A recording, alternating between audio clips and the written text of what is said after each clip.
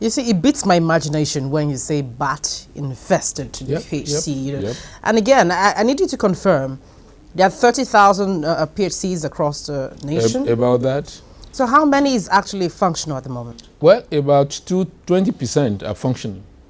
But we also projected within the ministry that we will serve Nigerian well if at least 10,000 of the 30 are functional.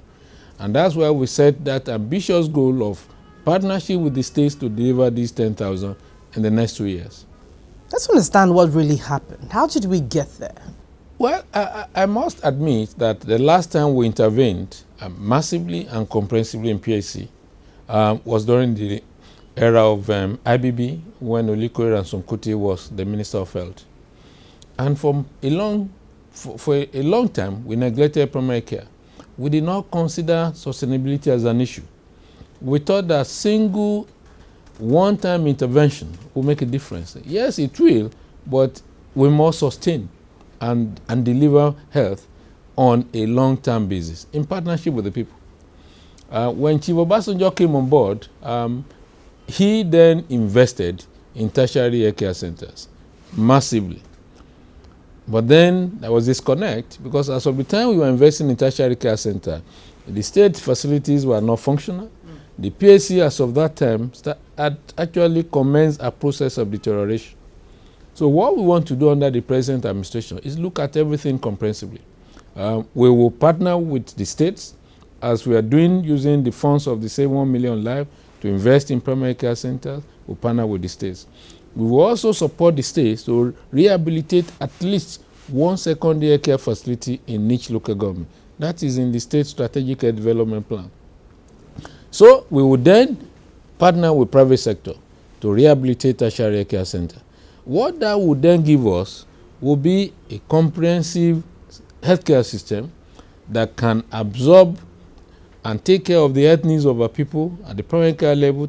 At least 70 to 80% of our people can obtain care. Not only care, counseling, health education at primary care level. 10-15% that could not be managed at that level will move to secondary facilities. And about 5 to 10 will then go to tertiary center. What we have presently is an inverted pyramid where most Nigerians will walk straight into tertiary care center. And that's not what we need. The tertiary care centers are congested, they are overused, and people are not really getting satisfaction. So we are saying, let us decongest the tertiary care centers, put people where they ought to go, and then allow the highly trained professionals the opportunity to deliver quality tertiary care to our people. How much encouragement have you gotten from the states? Because I mean, if you say now you want to collaborate with states and to make these ambitious plans, happen, consider the fact that over the years, the states have virtually allowed the PHCs to, rot away. So how do you know that they're going to come back, with that much enthusiasm? This is one reason why we are particularly investing in the Save 1 Million Life initiative, which is a new initiative. It's different from the one that was actually initiated in 2012. This one is more ambitious, it is bigger, and is a program for partnership. We are investing in the states, and we are saying, states, take care of these facilities. We're giving you this to hold in custody.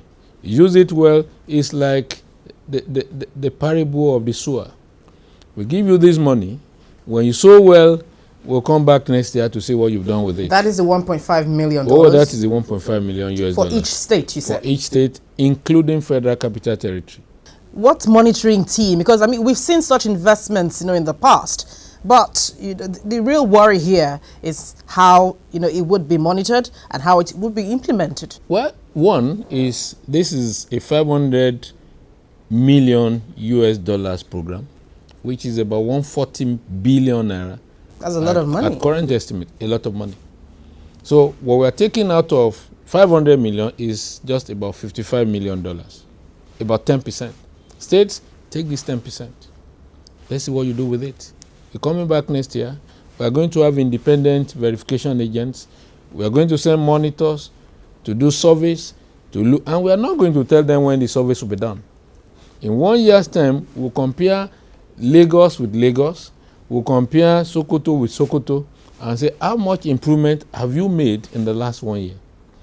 We're going to do some serious calculations, and we've allotted reward for each of the indicators, including supervision during delivery, antenatal care, vitamin A supplementation, nutrition, contraceptive use, and immunization. 6 of them.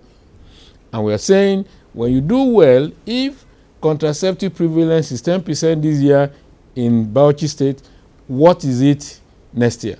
If there's improvement, we'll give you some reward. When we add them all together, if you've not really improved, we'll say bye-bye, a good handshake next year. You've done well, prepare for 2018. If you've done well, we'll give you another check. Go and do more. So it's going to be, the reward will be tied to performance. And the performance will be objectively evaluated. Maternal mortality and even child death and other instances you mentioned really are issues that need a lot of funding, that need infrastructure in place, and so many other aspects. This is absent right now. Everything is not absent. We have facilities. We have people. It's a question of getting them together to work together in an integrated manner. What we're also looking into is to have integration. The same nurse that is going to deliver anti-malaria medication can deliver antiretroviral. How do you say you have infrastructure? I mean, here you were talking about PHCs that hardly works. No, I've not said that. I said 20% are working. 20% of 30,000 is 6,000. And we're talking about having 10,000. Each ward has 10,000 people. When we deliver health through the PHC system, we can reach 100 million people.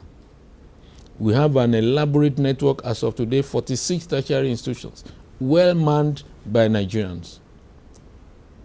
And we have many others coming up. The private sector is engaging us with, they're talking to us.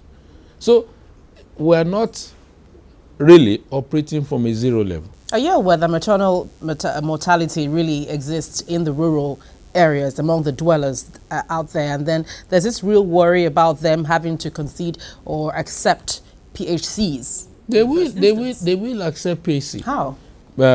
When the facilities are working, when we deliver 24-hour service, when we build trust, the people will attend. So it wasn't a matter of acceptance, it was a matter of dysfunctional PHCs. Having a building and human resources in that building does not imply that people will go there. We need to bridge the gap between the people and the facility. We need to move out and encourage the people to have confidence in the facilities. We need to offer 24-hour care. We need to improve performance. We need to do a lot. I agree with you. But everything is not money. It's also about us. It's also about our people. It's also about linking up with them and listening to them. Research is still a problem, isn't it? It has always been a problem anywhere in the world. And we will not be an exception. That's why research has to be ongoing. Are you satisfied with the amount of research done right now in this sector? As a scientist, I can never be satisfied. A friend of mine said, even when you say you are the best, there's still something better.